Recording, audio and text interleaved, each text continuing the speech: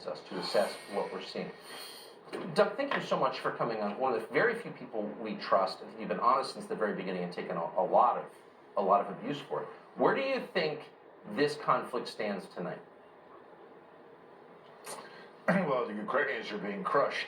Even the Washington Post and the New York Times are now finally beginning to print the truth. Their casualties are horrific. We've effectively seen the Russians destroy 3 separate armies built by the Ukrainians. And everyone is beginning to wonder what's really happening. The truth is coming out that this war was not started by Russia, that Russia begged us not to try and drag Ukraine into NATO. We ignored Russia, and Russia made it very clear that they were going to defend their national interest. All they wanted was neutrality for Ukraine. Americans know something else, and I think somebody said this a few years ago. It's the economy, stupid. And every Republican candidate understands that and has to win the American people over.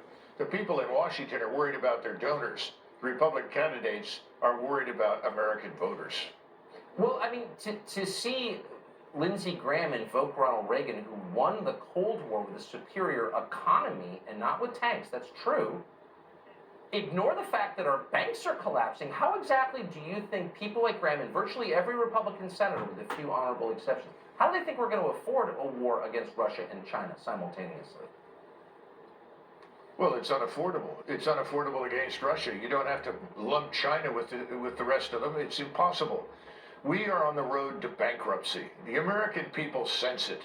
The bank bailouts are not going to happen as they did before. The best thing I can think of is to say that Lindsey Graham and his peers in Washington, they're not channeling Ronald Reagan. They're channeling the Three Stooges.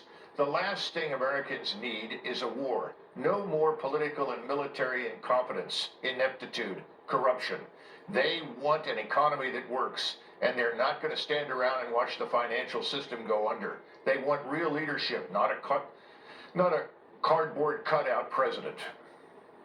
If we actually followed Lindsey Graham's advice and attacked the Russian Air Force and, of course, immediately became embroiled in a hot war with Russia, how long before you were arrested would it be, do you think, for saying what you just did? Oh, I don't know, but I'm less concerned about that than the possibility that we would actually provoke a direct confrontation with the Russians. What have we already seen, Tucker?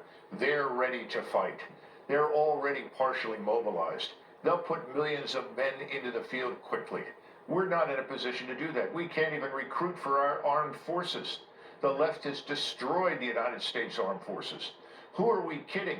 Our stocks that we built up over years with ammunition and equipment, they're exhausted. We haven't even gone to war. This is lunacy. It is lunacy. It is lunacy. And no one calls it out. Colonel Doug Macgregor, it's great to see you tonight. Thank you for your clarity.